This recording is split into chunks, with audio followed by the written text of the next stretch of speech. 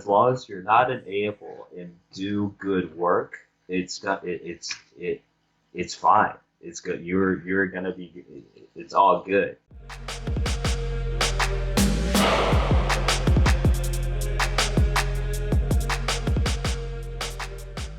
Yeah. Ladies and gentlemen, welcome to episode 10 of Chasing Oh, Passion. yes. Yes, the big 1-0. I have made a commitment this year to do one blog post a week, one YouTube video a week, just to keep pushing this and see which direction it goes. What is the mission statement here? The mission statement here is we interview people that I know that I think are really cool people that would not probably have otherwise ever jumped in front of a camera to talk about anything, that are passionate about something or that have endured different things in life that are difficult and how they got through them and what their philosophy was, to encourage other people to take risks, to encourage myself to take risks, and to kind of extract some knowledge from these people. So I have my friend Bruce on the show, and we're going to split your episode into two parts. The first one being working in another country, and the second one being your passion for Nike. And I know that they're kind of intertwined with each other in a way, but why don't you start off by telling me how the opportunity ever even came about to work in another country and what that process was like for you? The funny thing was coming over here. My dad always thought of international business being one thing. For either my brother or myself. But he never thought it would have really turned into this. He was thinking that we would essentially know what would be trendy and what would be happening over here and be able to have it kind of going through a menu or finding a way of getting manufactured in China or in Taiwan, and then were to find either a vendor or some way of selling it over here, or just in a way that sort of international business. Yeah, it kind of it was honestly it was a pretty wild story, and I never thought it would have taken me overseas. It was just an opportunity that presented itself that, I mean, I just saw the door open and I had to take that chance and that opportunity. And for me, growing up, working out in the orchard, like I always say, like that's like the hardest work that I ever had to do physically. Like all that stuff, all that shit at the hotel was like, man, that's like nothing. It's just long hours. It's really like as long as you're staying composed for those 10-hour shifts, you'll be fine. And and it was essentially like just in middle school and having to pack apples up in the mountains when it's just like winter break. I don't think you ever actually told me this story. That's what you had No, to I do. never because I guess I never really like talked about working in the orchard that much because we essentially went away from it. Right. Like my brother and I both went away from it when like it's funny talking to my parents right now and like seeing how big of an opportunity we're kind of missing. But I mean, I'm still working with my dad with the orchard stuff right now, so it's good. But talking about growing up and being, picking apples during the fall, and then during winter break going up to the mountains to pack them, and where you're just in the freezing cold because you couldn't have any heat, or else the apples would ripen too quickly. You just have to be in the cold, and you're just huddled around each other, like packing these apples up. It's unbelievable. Yeah. I mean, you kind of had so in other words, you sort of had a predisposition for hard work. Like it was ingrained in you from a young age about working hard. I mean, it was ingrained to us. I mean, it's kind of funny talking to talking to Ben, my wife, and my brother about this recently. How like realizing like, hey, growing up, like I never had once had a compliment from my dad. Like Wow. my brother said the same. We that was that was the way in a traditional like Hakka, like Taiwanese Huh. house. Wow. Like it's just that kind of a tradition. Do you feel like that impacted you negatively, or do you feel like it just is Like what it that's was? I don't know. It is what it. I felt like it's the latter. It is what it was Yeah. because it was my dad's teaching. Now, like thinking about it, like it. It kind of made me who I am. Like, did it kind of mess me up? I wouldn't really say so. Like, but at the same time, like, uh, uh, would I? Did I like try to do things to like like to get my dad's praise and stuff like that. I want to say in elementary and middle school I would, but like when I was in high school I started to become more like rebellious about like, hey, like, this isn't all right, Yeah. like things started like changing that way. Well, But and then it's he started becoming a little bit distant. But right now, I want to say my dad and I are closer than ever. But because just like he is comfortable knowing that of what I've done and what I've been through, and how I approach things and how I conduct business. And now he's really safe as far as always approaching me about some of his business dealings before he actually does them, or he would like make me do them, actually, like pretty much. so there's does seem to be, as you've gotten older, a sense of mutual respect between you and your dad when it comes to Yes, business. and I feel it's the same for my dad and my grandpa. Like recently, just like seeing their relationship is so like I kind of feel like this is just the way traditional like Taiwanese Hakka people are. But Interesting. this isn't something that I'm gonna continue with my kids. That's Well, yeah, I mean, that's I would say that I found this story kind of amazing because I think that when I think of you, especially in later years as my friend, even though we don't talk all the time, you're quite empathetic and quite kind uh, about like you actually do show a lot of emotion when you're taught when we talked nine uh, months ago. That's what I felt anyway. You were very encouraging. You're not very cold and rigid.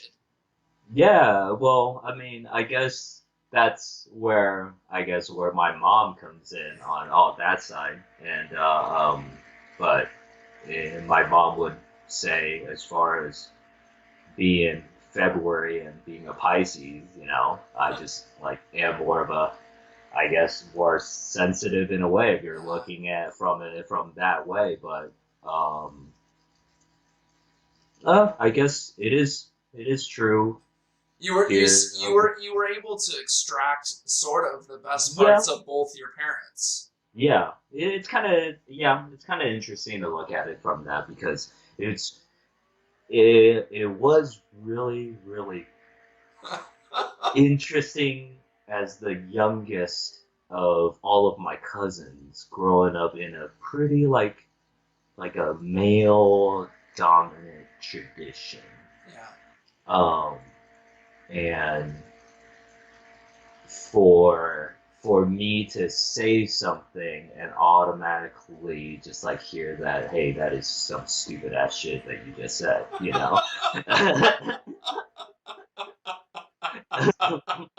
That's so funny. Of just root. I mean, the way that a lot of guys will be critical of other guys' work is just. I mean, it's ruthless. You know. Yeah, yeah, absolutely. So That's pretty wild, man.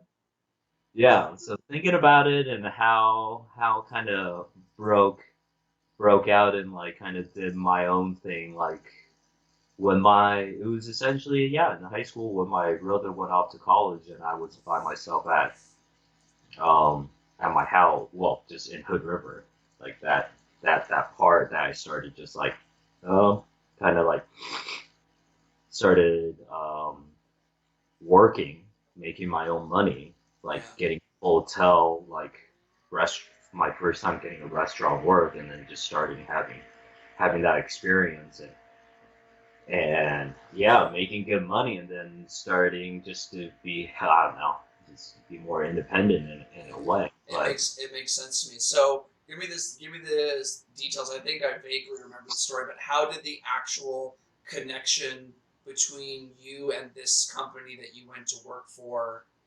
How did that even oh, happen? I won't. Oh man, like it was really just them coming through the door and me greeting them. Uh, there was no prior, like, it was really strange because um, they came in wearing all tux, and this was when I was transitioning out of Edgewater and kind of at a period of my life where I was like, this was end of 2014. I was already 5 years in Edgewater. Kind of felt kind of felt like I was in a black hole because hey, I was making good money. I was doing good work. Everybody was telling me I was doing good work. I was with good people.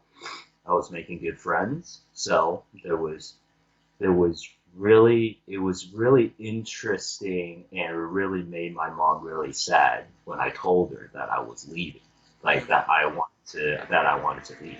Like she was really scared for me because of like why would you go away from something that is so good, Yeah. like Yeah, I mean, I like think that's like my it, first. Well, you're actually kind of doing the interview on your own. It's like my first question is number one, what did your parents think? And number two, you did kind of have this situation that checked a lot of boxes in the sense that you had a certain level of prestige with what you were doing at the Edgewater. You had an ample amount of hours. Theoretically, you could have worked there your entire career if you had chosen to do that. There oh were yeah, there were people that were telling you that you were doing a great job. You had a lot of great friends. You had a lot of stability, and yeah, yet you chose to take the risk anyway. yeah. And so, like, what motivated that? So really it was it was knowing deep down that I wanted something more. I knew that this wasn't just going to be it for me. Like honestly, What so motivated you? so pretty much it was. I felt like 5 years at the Edgewater to me already was like, man, it was crazy long to just to like think about it. Like Yeah, during that time, you saw that I was already like thinking about what is next. What should I think about doing next? Because all I thought about was just like if the next position is gonna be Sankey's position, like he's never gonna give up that position. Like I thought he was gonna be like there for 20 or 25 years, man. I thought he was gonna be there until until the until end. red. Yeah.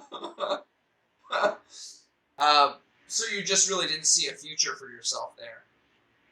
Oh shit. Sorry. Um.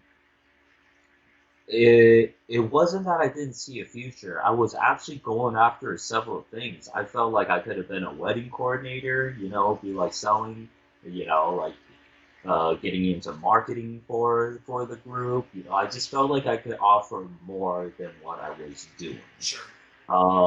And at the same time, I was talking to Bernie. I was talking to um, uh, I was talking to Ray. I was talking to all these people that's been there for like 20, 30 plus years. And I was just like, damn, you've been here like longer than I've been alive. And it's crazy to think that I was the banquet captain there when I was just 22, Yeah. Like, We were all I young. I was, mean, we yeah, were young. There was we a were, period where there was a lot of strong people there at the same time. we were young, but it was, yeah, I was. for just seeing you as a sous chef, I was just like, man, that's awesome. I'm glad that you were a sous chef Because I was doing your 20. I mean, I was 23 and you were yeah 22. So yeah we didn't know what we were doing. We were just trying to do good work, you know? exactly. And then just coming in and I mean, listening. I listened to Rashad's thing with your interview with him. And his thing about Sankey was it hit it definitely it's so true about how just the interview was pretty easy with him just yeah making just being himself and Yeah. kind of kind of even though Lisa, do you remember Lisa Blair? Yeah. She was there at my interview as well. I remember that too. But but yeah, given that opportunity and having Jeff as a first boss, like I was listening to Rashad talking about how he wanted like to do his thing and how Jeff, well, I was just like, yeah, I remember doing that. I remember all that stuff. That's Yeah, so yeah, funny. So for sure. you ultimately just made the decision to you talk to these people. They met you. You were at Nike. Yeah, so sorry, I keep on like jumping back and forth, No, it's all good. but I was looking for ways out of the Edgewater, and I was doing wedding photography at one point. Yeah, I remember that. And I was doing trying to do a side hustle of like a food truck, at Yep. one point, Yep. and then it all like was just like maybe I should just give Nike another try and start from the ground up. Sure. And then so I believe it was October or November of 2014 that I applied for just a part-time position. I got it, and then I kind of just after I got it, I just kind of quit the Edgewater, like, and then that was a conversation with my parents as far as quitting a full time position for a part time and Wow. doing wedding photography on weekends. That's what I was doing, and my parents was just like, "You're, oh man, you're gonna make us really really crazy Like, and I mean, sad." this is the thing that I really respect about you, and this is kind of why I wanted to have you on the show because genuinely, you have a capacity to tolerate a certain level of instability of like not knowing what's coming next, not really knowing where the money's going to come from yet, and you do it without being resentful. Like you do it knowing like I'm going to figure it out. It's cool. Like I'm going to Yeah, figure out which way I'm going to go and it'll be fine. I felt like no matter what, I always had good people surrounding me, or I always was talking to the right people. But I was still putting myself out there, but it was essentially, I thought it was a little bit too late. If I was doing what I should have been doing at 2014 when I was like back in college, I may have already been pretty high up within Nike by Sure, now. sure. Like thinking back, like how to network and how to talk during informationals, it's so huge but nobody teaches you that. Nobody really like puts you in a position. It's just like, hey, think about what you want to do, or maybe think about those people that have the jobs that you think you might want to do, and just have a conversation with them. Yeah, I You mean, know? my next question for you is that what did you say to those people that came in suits when they met you at Oh no, I Nike? didn't. What did you say to them So that got you that let them network with I you? didn't say anything. I greeted them because it was my position as the greeter, like to I set a record for Nike Town, Seattle, which a record that may still stand today of getting people to fill out surveys on an iPad after they're done shopping. It's super easy and super stupid, but for some reason, like How they're did just you like, get man, people to do that? Because I because it's hate five people like bucks, dude. that. It's $5.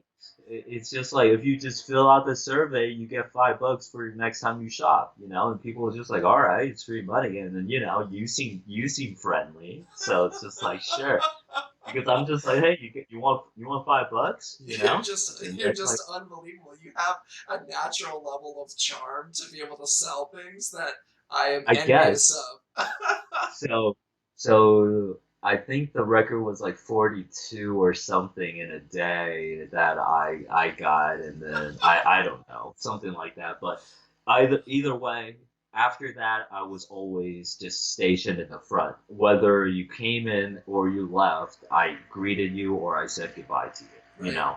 And then these guys came in a suit, and then they saw they saw the pair of shoes that was on display in the front, and then I was just like, "Oh, do you guys like this pair, or would you like to try it on?"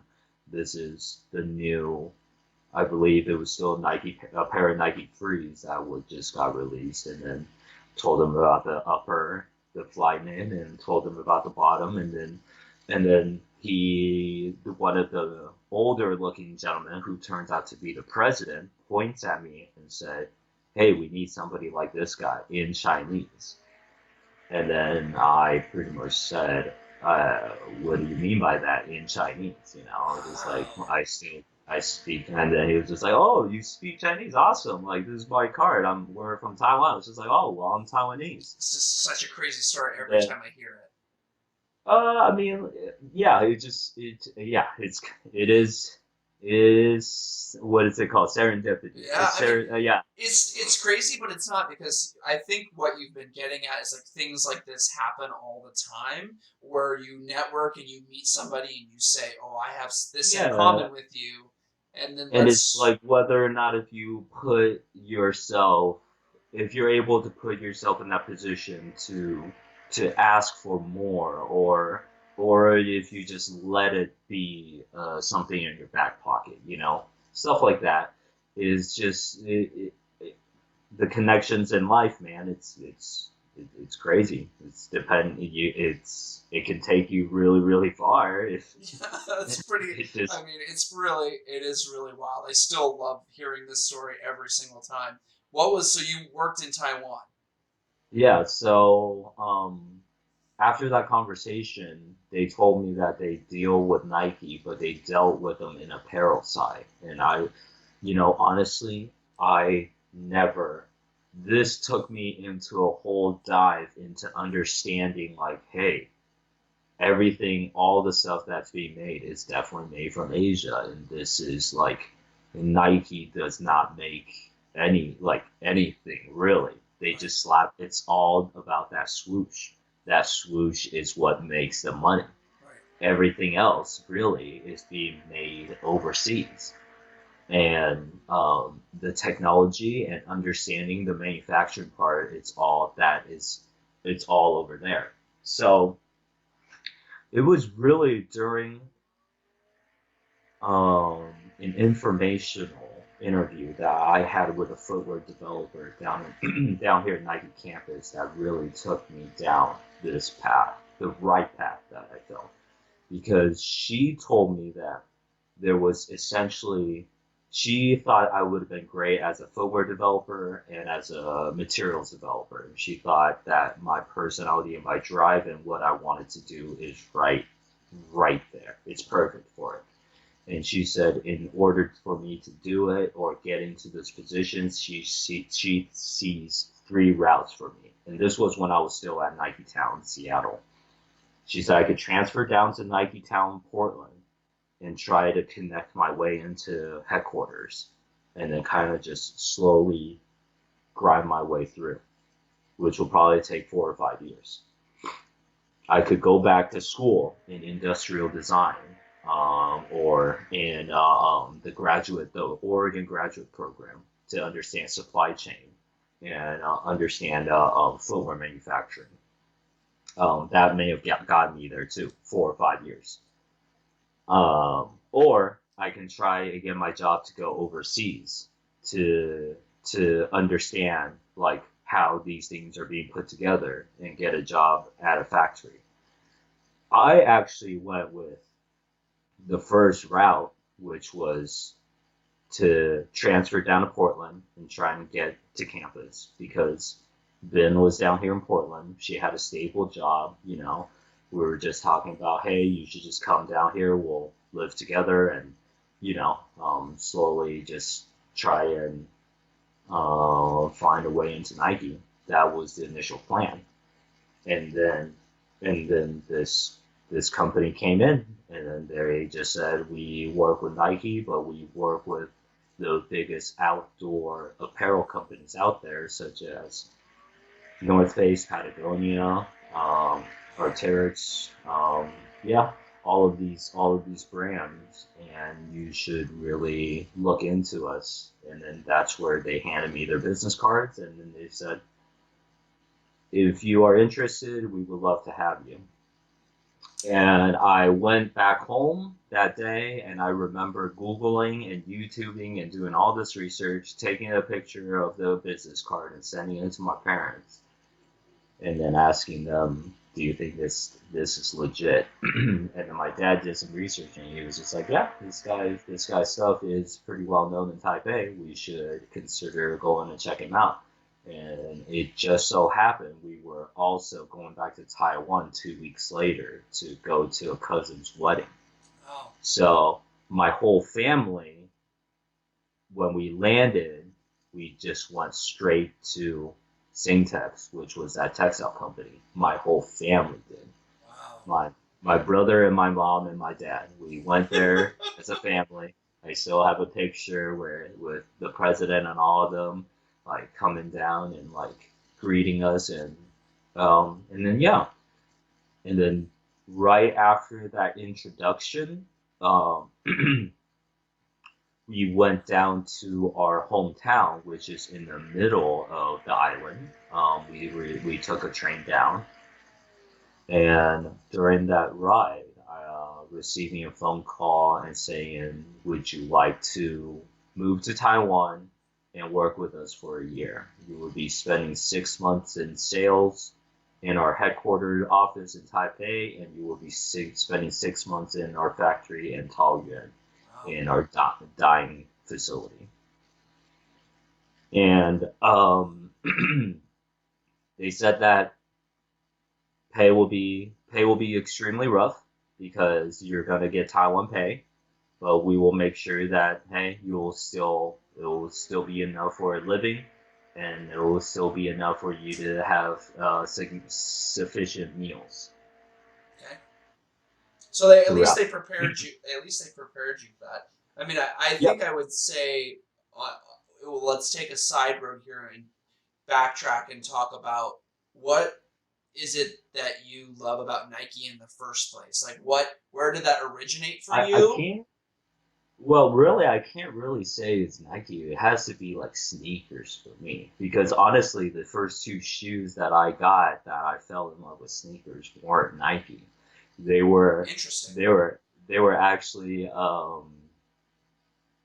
they were actually Grand Hills Fila's back in 1995.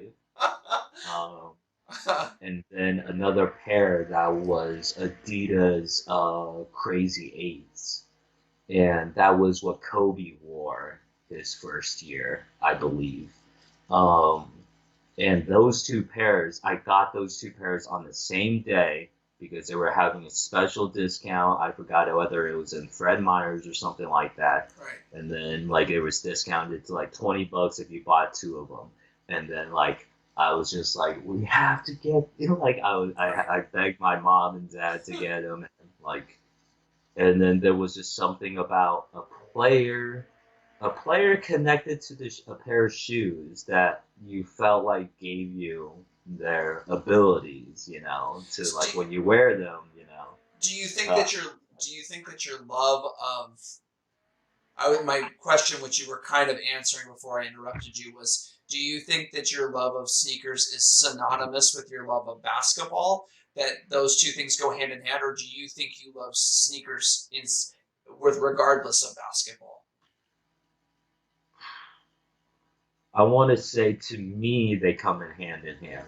I know there's a lot of people that just loves the game and don't, like they could play bare feet and they would still be good. Like, but for me, sneakers came with basketball. Hmm. Yeah, for me, for some reason, shoes, having a clean pair of sneakers for a game is there's always something special about that for me.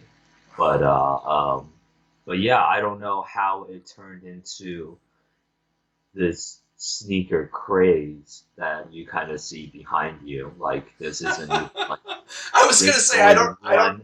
This is only one wall. I still got like two more. I don't Like know if you it's like set we're this up still. this way for the show, but if you didn't, it's perfect. Yeah, I still. Oh man, there's a lot of. There's a couple So, more walls like this. I'm so, still. We're still trying to sort it out in the new house of where to put it. sure. Yeah. So you're they warned you what your working conditions were going to be like and what your pay was going to be like. Do you think that Yeah. the overall experience working over Oh there yeah. was just So great?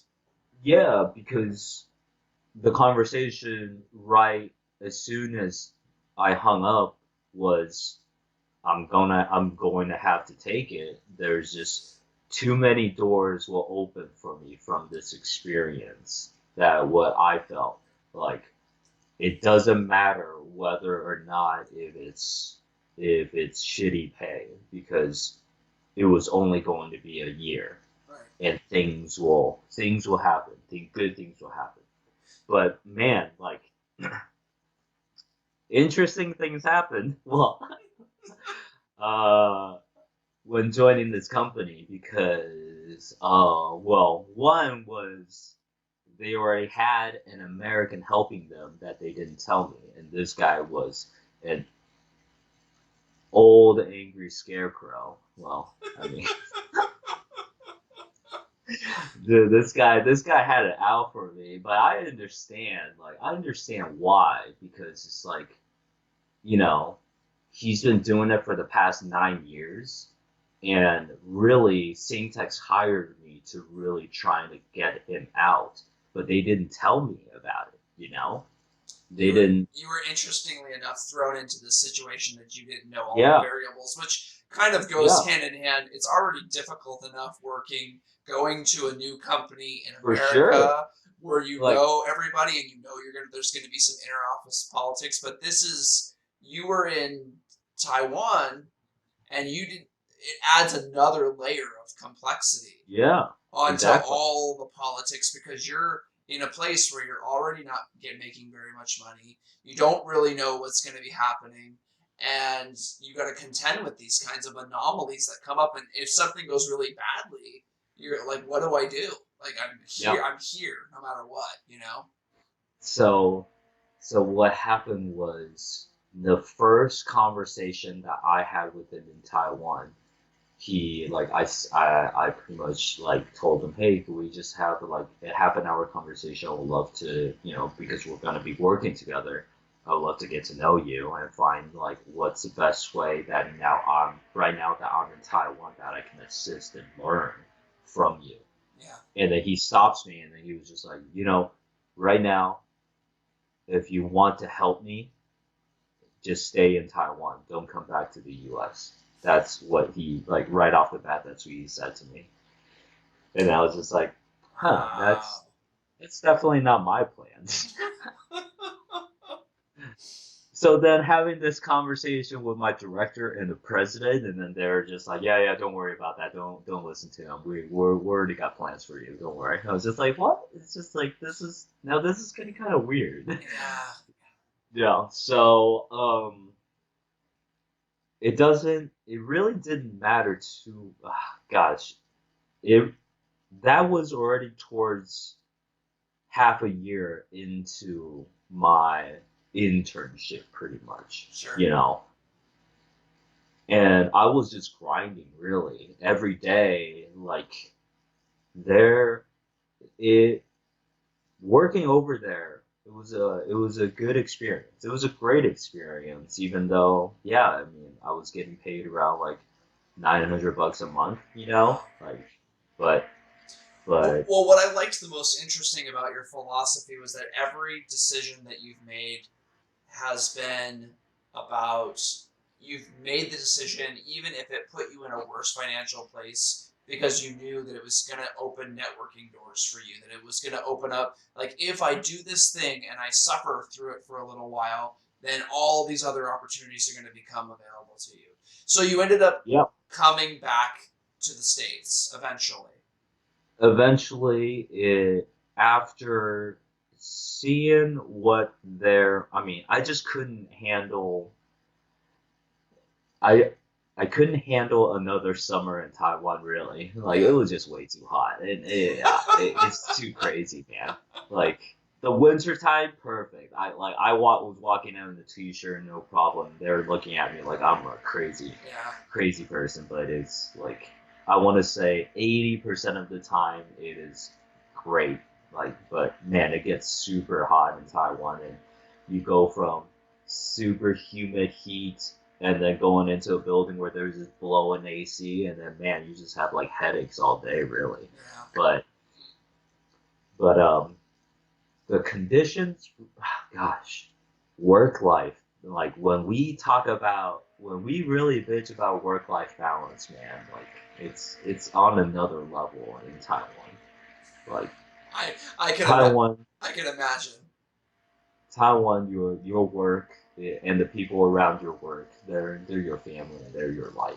Yeah. Like it is on another level, especially when it's like production order time. Yeah. Like you see them grinding from 7 o'clock in the morning till 11 o'clock at night, and then they're on it again the next day.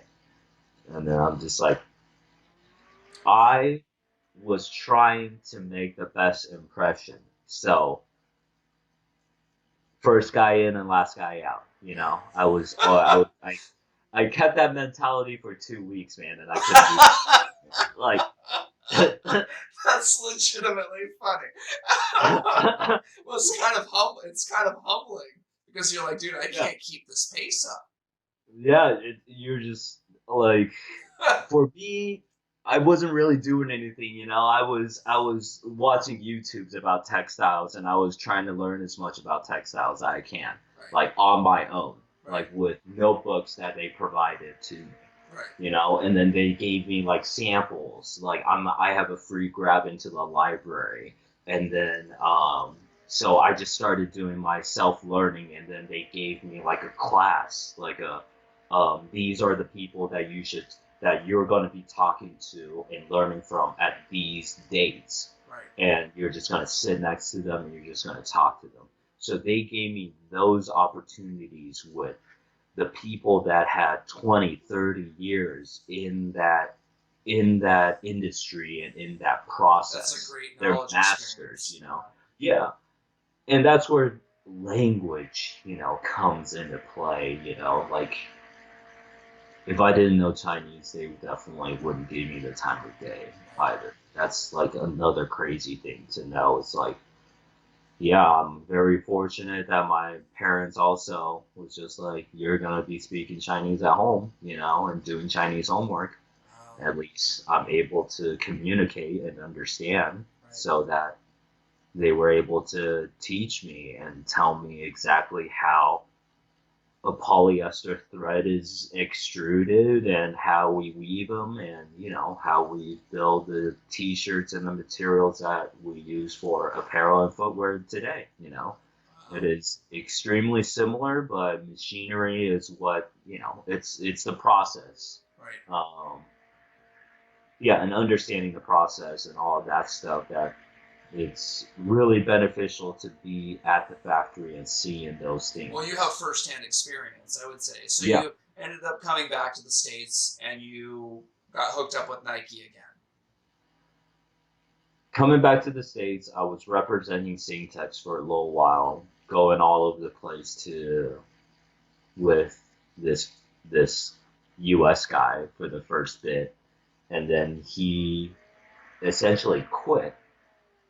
And me being a little bit more like, it was kind of funny because I I got I friended, like I made a lot of friends when I was within this company in Taiwan, like even with the president himself and like all the people Right. like throughout. But one of the really good friends that I had were people that were in like the law department within the company, Right. and they were talking to me about contracts and stuff like that, and like exactly around like roughly like you know I was trying to understand like what would be a good base salary and like trying to negotiate all of that stuff, Right. and then um so coming back over to the U.S. because I was just like I can't handle Taiwan anymore. They essentially wanted to keep me in Taiwan for another 2 years, but I was just like, if No. you guys want, yeah, I said if you No. guys want me to stay at Yeah. Singtex, I would. I'm coming back to the U.S. and I'm happy to work for you guys here, but I can't stay in Taiwan any longer. Um, so yeah, came back over and I was essentially repping them, just selling their materials, um, sending them like going to big brands and presenting them, and going with this guy from the U.S. that was based out of Colorado. Essentially, it was just like we would fly to a destination together and then have a whole set of meetings with brands in that area throughout that week, hit them all, present them with the materials, and I would write all of like the meeting details, meeting recaps, everything. But it was the traveling regiments of a Taiwanese company is also one that's like crazy as well Right. because it's like your red eye flight Monday and then like morning meeting all the way until like evening dinner, having dinner, client dinner, and then you fly out of one state into another and then a meeting the next morning. It goes like It was very on. I mean, it's very entrepreneurial. I mean, just like going next place. Every yeah, minute of your day is scheduled. From the time yeah, you wake up until the time you go to bed, it's scheduled. yeah. So I was doing that for a little while, and but at the back of my mind, I still have footwear. I still had Nike, and I essentially still was passing the. I was still in touch with the lady that I talked to from Nike, the footwear developer, and keeping in touch with her got me notice to like, hey, there's a position open. If you are in a point where you want to, apply for it, That's great. you should.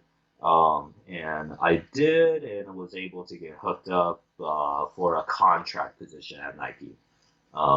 And that's where I was been doing that for the past year and a half.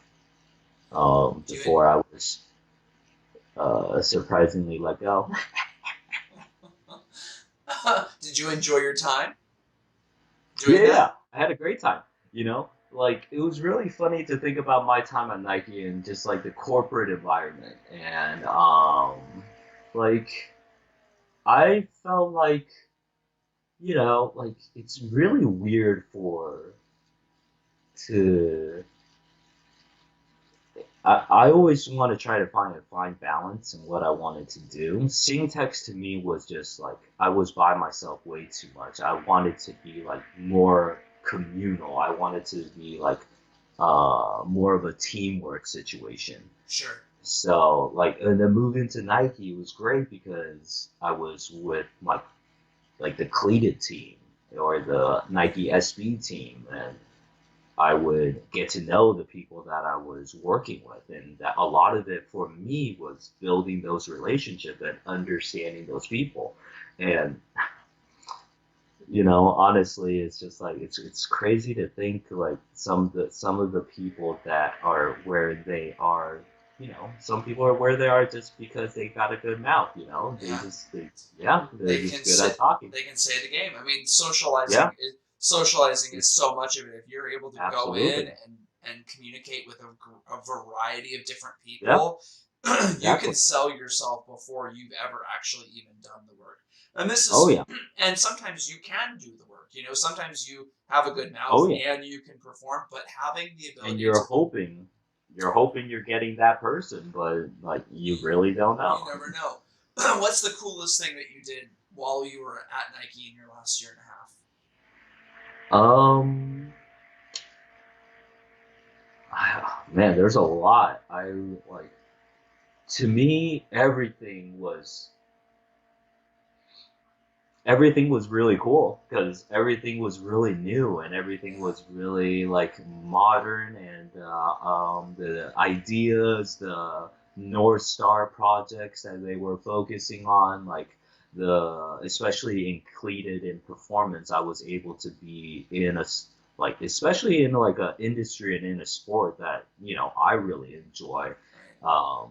Um, so it was I want to say probably Odell's like projects were really they're fun and they're different because I mean yeah they do gain the most like attraction and the like cause the most What noise. did what did you have to do?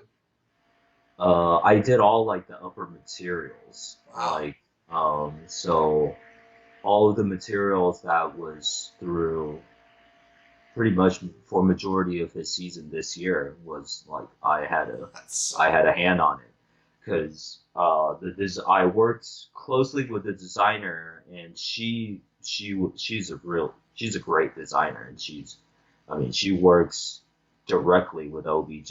They have each other on text, I believe, and he just gives her a ton of what's on his mind and what he feels like is inspirational and what he wants on his next cleat, and is essentially for us to kind of try to piece it together. Wow. It's extremely tough now when it comes to the political side of things within Nike, like whether or not if you want to make that noise, or if people want to make it safe um, to just have basic what you call color ups, where you just change a colorway to make it more Every attractive. everything is thought about a little bit more. Yeah. But for me, we didn't change colorways. We changed materials. Right. We did like furry materials for like Grinch, like Christmas stuff. We did That's really light cool. up. We That's did we did glow in the dark. We did snake skin. We did a lot of different materials that as long as and that was another thing about why I wanted to come into a brand was understanding how a brand operated because I got it from a vendor side, but now it was time for me to understand it from a whole company side so I can understand the whole loop. yeah. It makes sense Right because you now can I see it can from all sides. Yeah, now I can connect everything. Yeah. Now as an entrepreneur, I can essentially understand what you as a designer want to put forth as a product, and I can connect you to the people overseas to make that product Yeah. at at a you know uh, competitive price. Wow. You know, Because but you it's know, just I mean, you know it all. You did it all yeah, I directly. do it all directly. It's just like if you have things at scale, these we can, then we can talk. And those are a lot of the conversations that I had to learn throughout these trade shows, throughout these material shows, that I'm like with Nike that I had to be a part of and just like talk to people that was like me, you Yeah. know. It's And unbelievable. that's So I would say two more questions, and then we will start wrapping it up. The first one is after you've done this whole story, what advice or insight do you have for somebody that's young about figuring out what they want to do with their life or getting past something that's particularly difficult or facing some sort of fear or taking some sort of risk? What insight do you have to leave behind?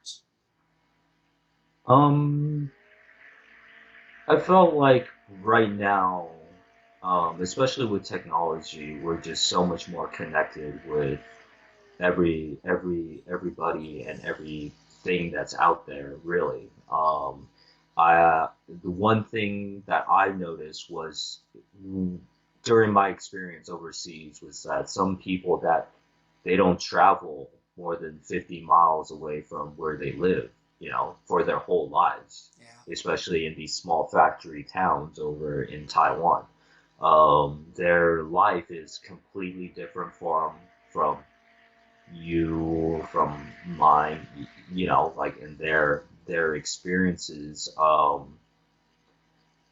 are just like they're not their life is essentially in those factories, and they don't they don't think about anything besides working those 8 hours to 10 hours, making that money and providing for their family, who they all live together, as one big family in one big house. Yeah. So then, like, the talks of dating, like, where, like, how, like, as a 23-year-old, 25-year-old, or even 30-year-old living with their parents, under one roof, how that's like, and the struggles and the situations that go into that.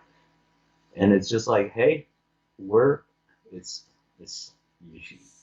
if you're growing up in the U.S., you're quite fortunate, like I think that's um, I think that's the point. that's yeah. I mean, it is the point, but at the same time, it's just like these people are good without technology, and they find happiness and they find a purpose. Um, Without really any needs of that means, there's still a lot of joy that they get out of their life and every day. So it's it, They find for they me, find it's just they find contentment in their work. yeah, and for us, it's really just finding something that you like. I I was put in a position where I felt like, I didn't care about the money. It was just trying to find something that I am passionate about, and I always felt the money will follow Mm-hmm. some way or another way. Yeah. Like for me, it's just about um, the what you yourself are able to gain. Like your brain like it's a crazy matrix, man. You're just downloading information right now with YouTube. If you want to learn how to train a dog, that's what I'm doing right now. I'm plugging myself in every hour every day, reading and watching these things, this like, it's but you don't have these things like, 10, 20 years ago, well, 20 years ago, and then kids these days, you have all of these information. If you want to learn about doing something, it's in the palm of your hands, and it's pretty wild, it is pretty wild. you know. And technology is connecting us to just do, get, but like I was saying, it's those simple things that you still have to find joy out of, and really, um, yeah, just for me, finding your passion, and if you just push forward towards it, something will come out of it, as long as it's not like, fucking killing. I don't know. So my last question of the night is: do you, now that you've been doing all this reflecting and retelling all these stories, do you have a dream project or a dream job that's still on your bucket list that you'd like to do?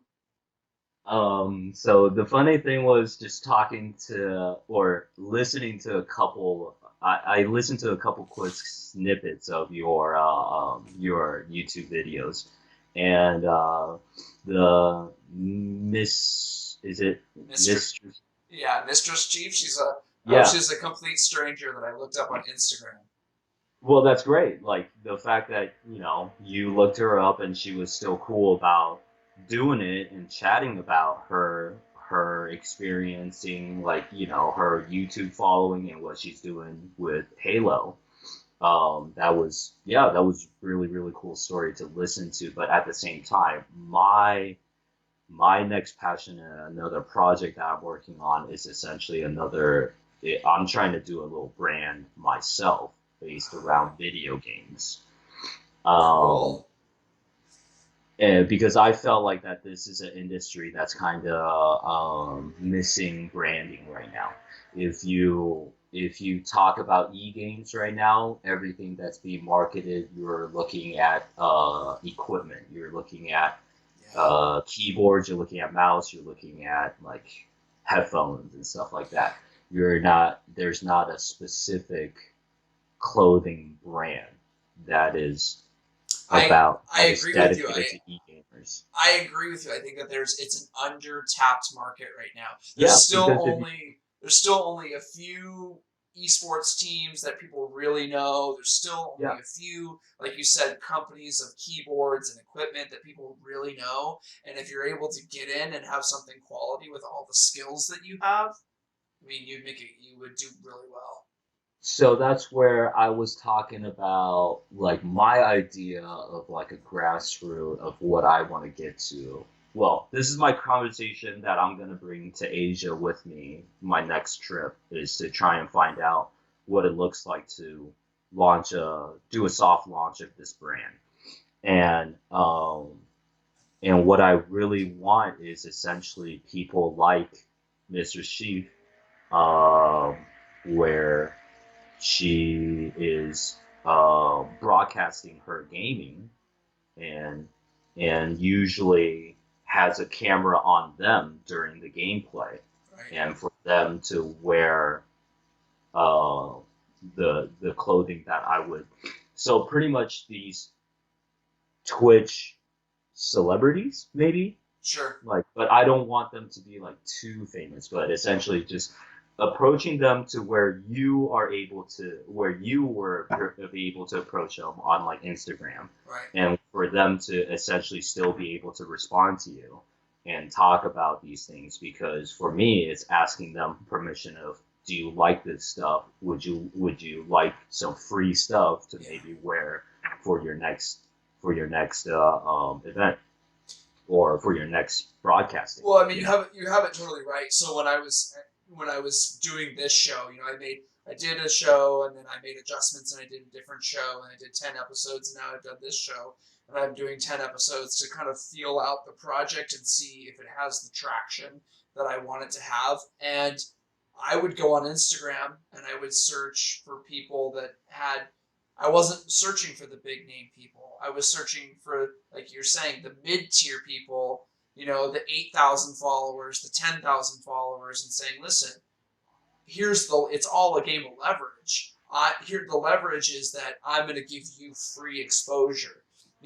Mistress Chief, if somebody goes on YouTube and is Googling her or YouTubing her, then they can find a 45-minute interview and that's free press for her that she just got Yeah. to do for free. And it's the same for you. You would come forward to somebody like that and say, hey, the leverage here is you wear my merch and I'll give you free merch. And that's the exchange that we're going to do. And then you have to wear it for 3 episodes and I'll send you more or whatever you end up doing. But that's the way. That's how you meet people. I think there's so many people that look at like the top 2 or 3 guys. Like, so they look at the top 3 people on Twitch. They look at like Shroud or Dr. Disrespect or Ninja, and they go, "Oh, I can't talk to them." But if you go through their friend list and you start hitting people up that are in the 8 to 10,000, people are actually really nice, and Yep. they're willing to talk to you, and they're willing Yep. to let you, as long as you're not an a-hole and you do what you say you're gonna do, they'll let you do it. So Yep. I mean, what you just said kind of is what my philosophy for the past like 5 years, right. like on this journey. As long as you're not an a-hole and do good work, it's fine. It's good. You're gonna be. It's all good. You know, like the time that we have is just it's crazy right now. I It's know. it's a crazy world. It's never been easier Yeah. to make Yeah. something and to meet people and to network and to do all of that. Well, I am going to wrap up the show. I'll keep talking to you after I'm done recording. But thank you everyone for tuning in. This has been an amazing episode. I'm so Ah, happy I that felt like I rambled on about a lot of random nonsense. I Jesus. thought it was great. There were so many great stories that I love to hear, and you're Bruce. You're just one of my favorite people to talk to about these kinds of things. I've always respected your work ethic. I've always respected your entrepreneurial spirit. You're much more risk able than I am, and I respect that. So I will link anything that Bruce wants me to link in my description for you to check out, and tune in for the next episode. Thanks, guys. Thanks for having me.